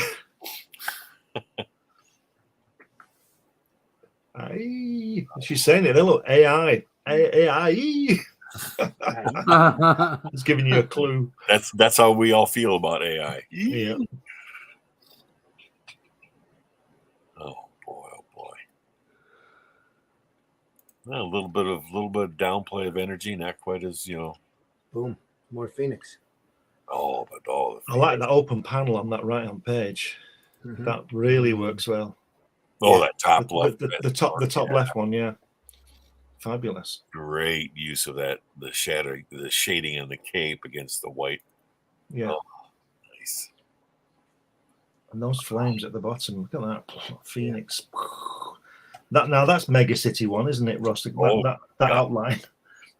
It is a little, yeah. Mega City's got a lot more towers. Yeah. Okay, now pardon my odd reference segue, but that top right panel where your thumb's at, Randy, that effect of that, whatever that background is, and that top right hand corner, doesn't that kind of remind me of somebody a little bit of Arseman? Was that one character with the Arseman? Not seeing that. Made up of anuses. Yeah, it's covered in anuses. Arseman. What is that? Is that a who created that? That's part of not Gaiman, but you're talking Arseface? Arseface. That's in Preacher. Arseface, yeah. Cat's ass. Randy, just go back a page just quickly, please. Look at the left-hand page and look at the panel where that person is holding up that cloak. Look at the folds and the weight on that cloak. Yeah. Isn't that fantastic? Look at the weight of the material that is showing. The left-hand page? Yeah, the left-hand page, top right. No, next one over, left, that one. Yeah. No, move over. Top left-hand page, third panel. Third panel. Oh yeah, That one where that person is holding that material. Look at the weight he's got. And just a couple of lines. Yeah. Fabulous. Oh, really? Something. And that's just nothing, is it? It's just there. Do you understand what I mean? It's just you miss it. It's just brilliant. Oh, brilliant. And just having the eye to pick that up is wonderful. Oh, there's classic Gladiator at the bottom like that. War. Oh. You know, the thing is, I have, as if there's not reason enough to hate Byrne already, but the fact that he is so freaking good at drawing rubble and drawing, devastation. He's good at everything. Oh, yeah. That's the trouble. He's bloody good at everything. Doesn't matter what he's doing. It's all good. There's no weak. I mean, okay, he had a dodgy hand just back there, and we were complaining about the feet. But like he's what 99.8% hit rate on everything he does. It's like, but we all have bad panels, and if you're doing things to a schedule, you know that sometimes you have to leave things.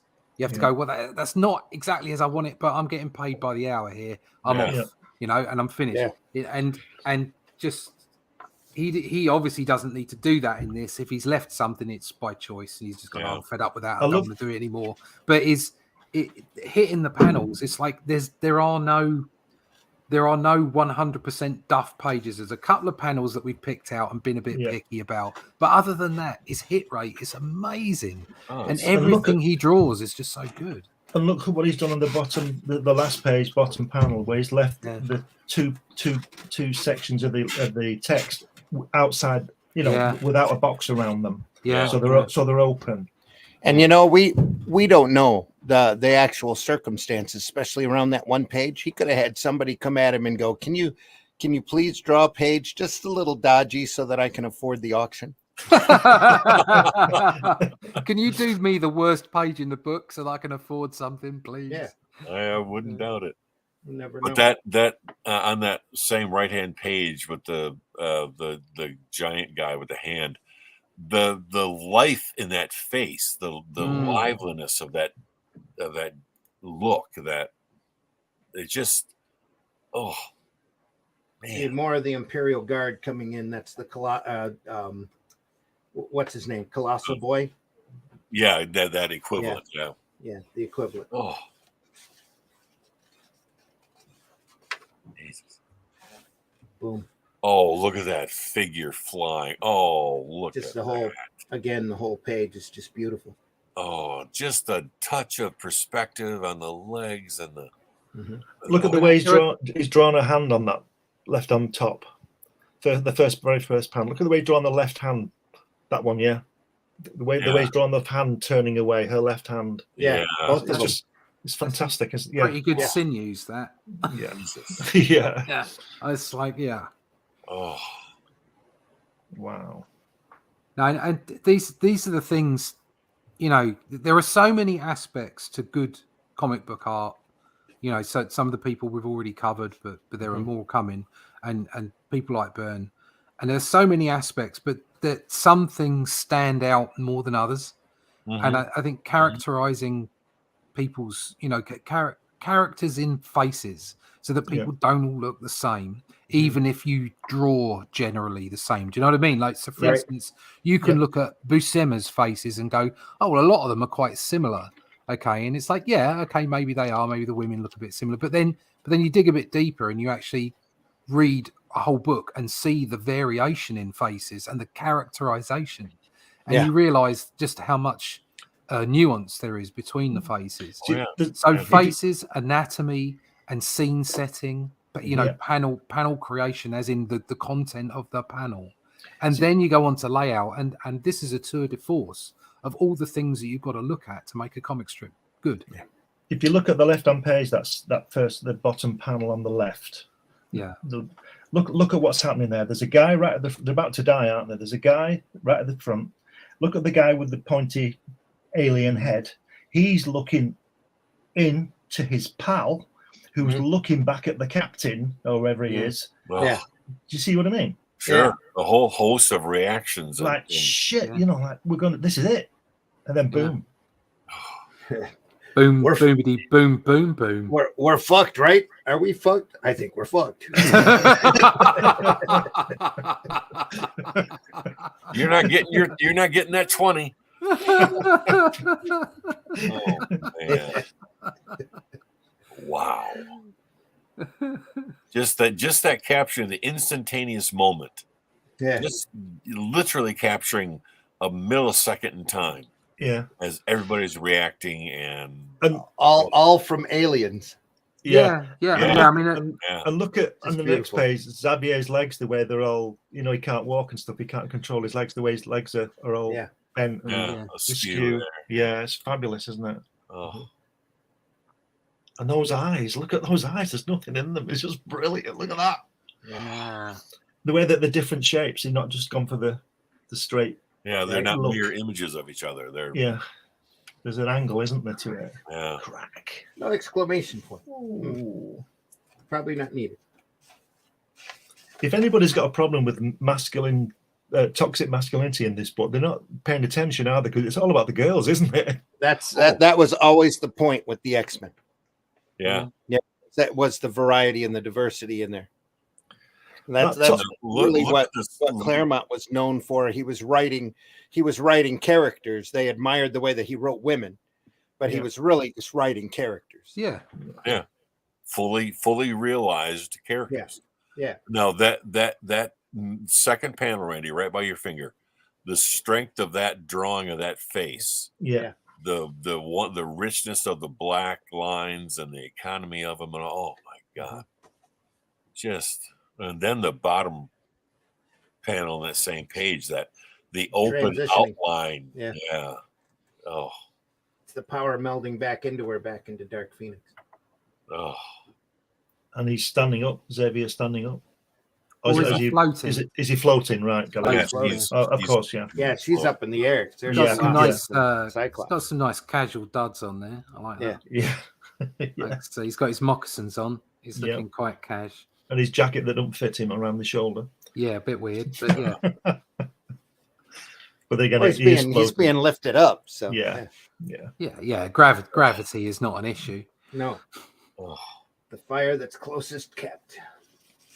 That's a great title.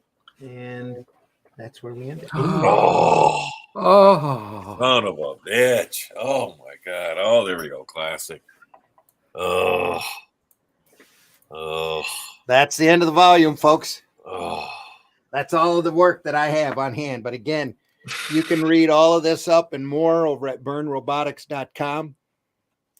It's not as fun when Uncle Randy's not showing it, though. No, it's not. But it's the way it is.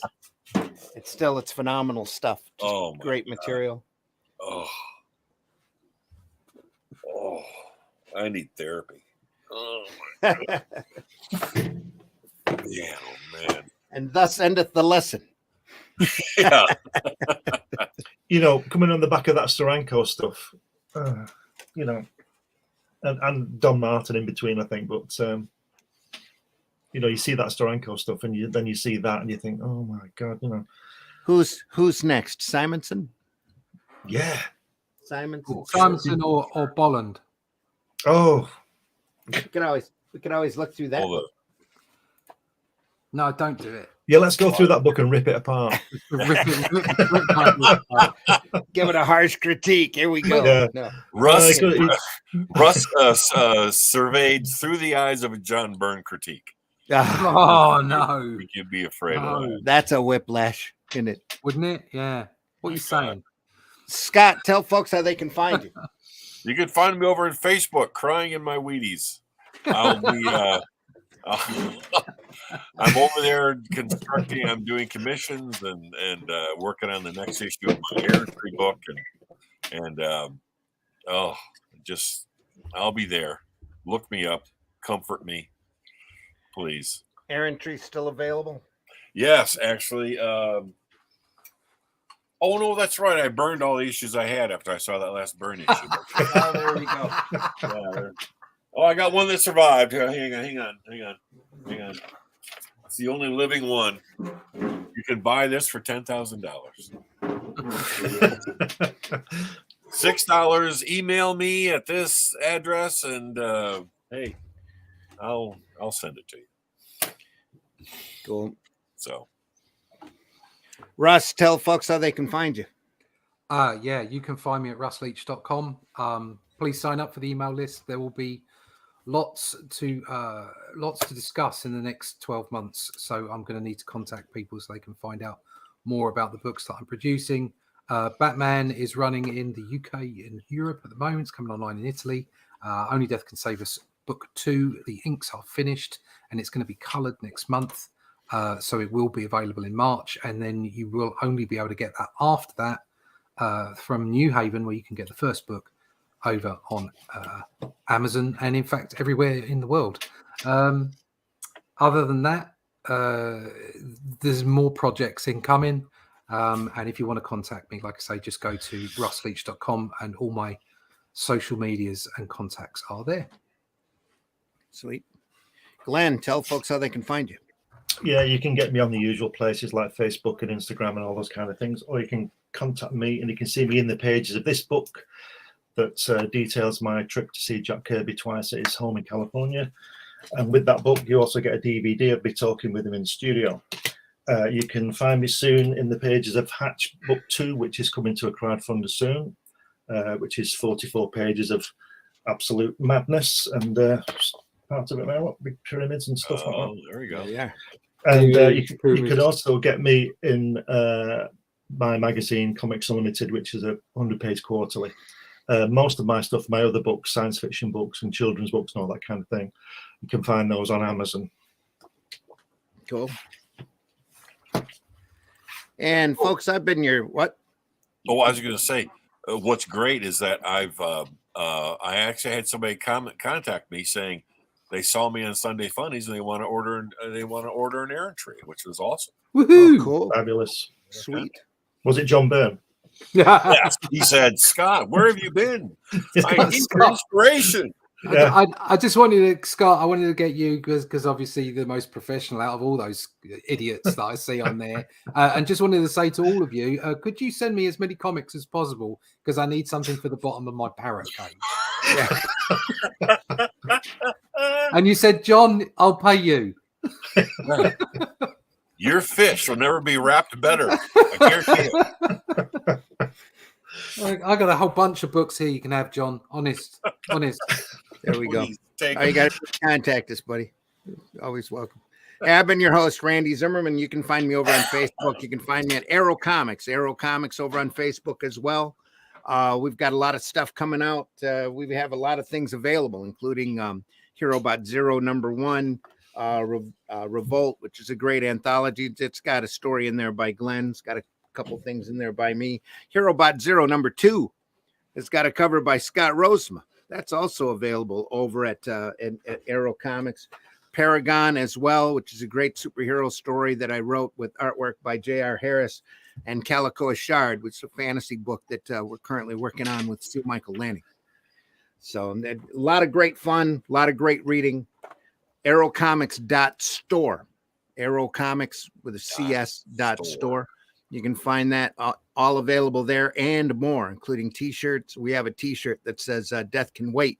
I'm making comics." That's awesome. So Luke and I are both going to be wearing that a lot more often, I think. But arrowcomics.store. There's also some PDF files on all of our books available. Luke Stone's Hybrids is over there, available in single issues and collected. Rift Riders will be available over there shortly. And a lot more,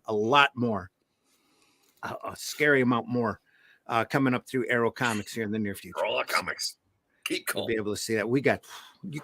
You won't believe the stuff that's coming. I'm serious. It's all, we got Soul Tech from Craig White coming.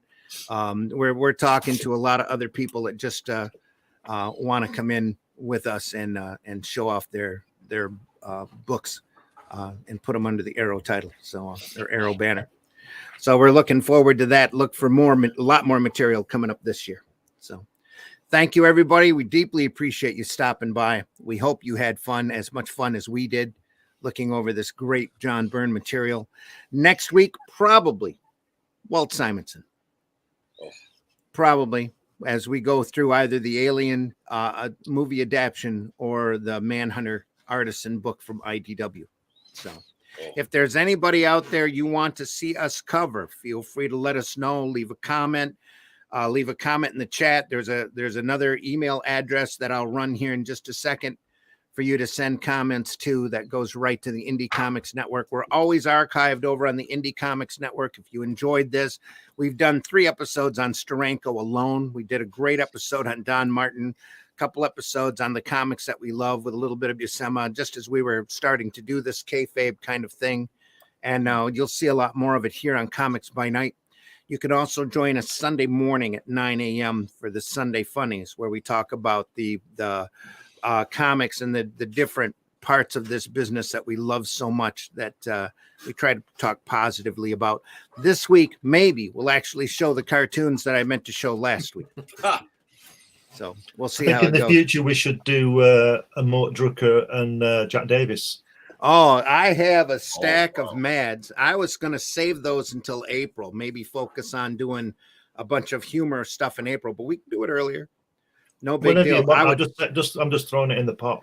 I have a great stack of Mads from the 70s, right during their prime period, that we can go through, and it's just like the Byrne stuff, just like the Steranko stuff. It's these guys right at the top of their form doing what they love to do, and you can see it on every page. It's just beautiful. I've got to go back and look at those ones you did with Rosema, because I missed those broadcasts, but that's another one that just melts my face.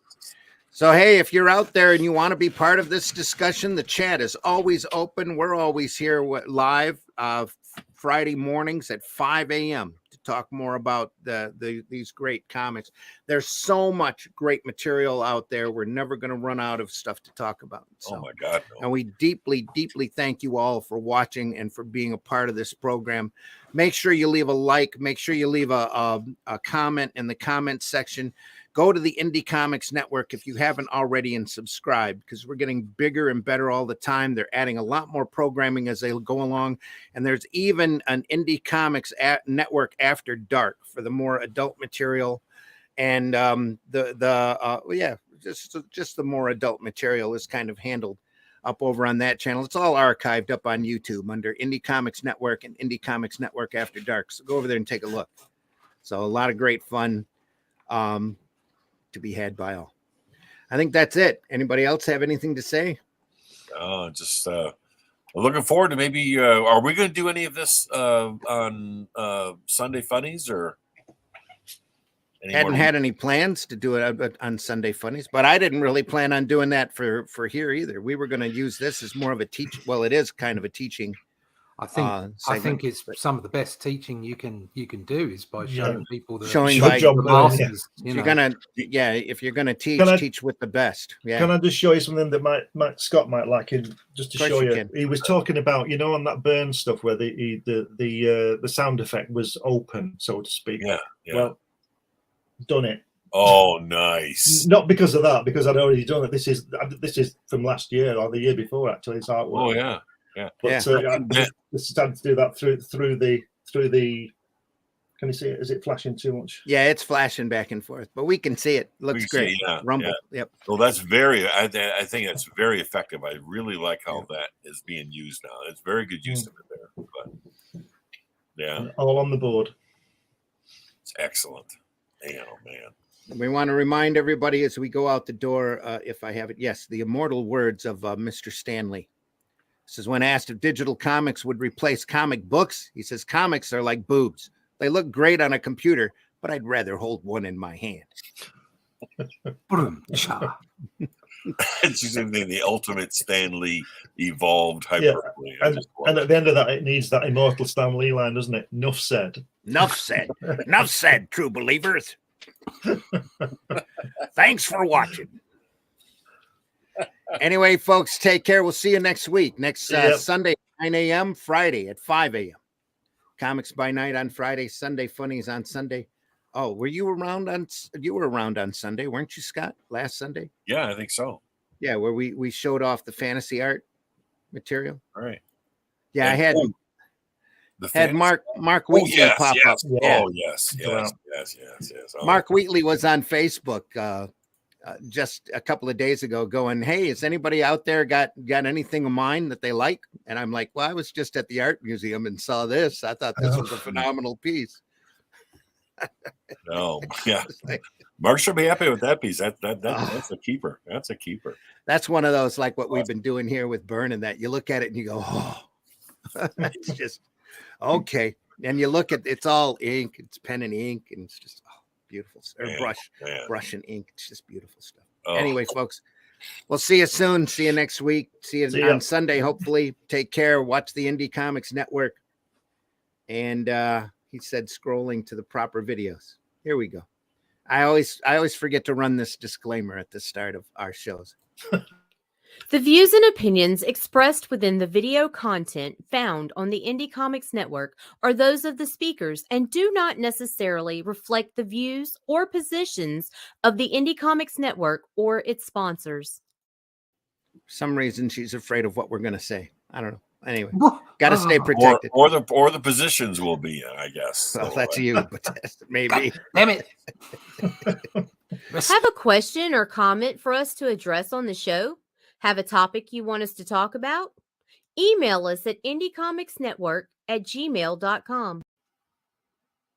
Want your comics to arrive in pristine condition? Head over to GeminiComicSupply.com and save 10% on your next Gemini mailer order or anything in the Gemini Comic Supply store. Use coupon code RAGIN10. That's RAGIN 10. And since we're asking questions, do you draw the Flintstones naked? There's a market for that. And he should know. He should know. Next time, until next time, folks, take care. See ya. Good to see y'all. See you. Danya. You want to see some great stuff? Go hit your retailer. Go visit your retailer and spend a couple hours going through those boxes you don't normally go through. There's a lot of great comics just waiting to be bought. Yeah, you bet. Some great stuff.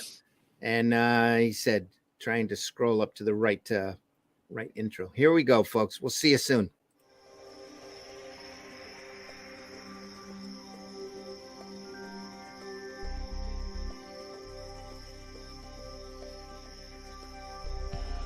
What was that? This is not a charade. We need total concentration. Now, once again, this time, with theory. Some men just want to watch the world burn. Can't nobody tell me nothing. How dare you? Get off my lawn.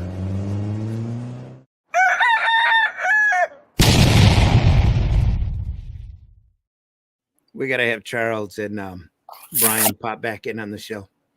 Yep. So, one last thing, folks. Here we go.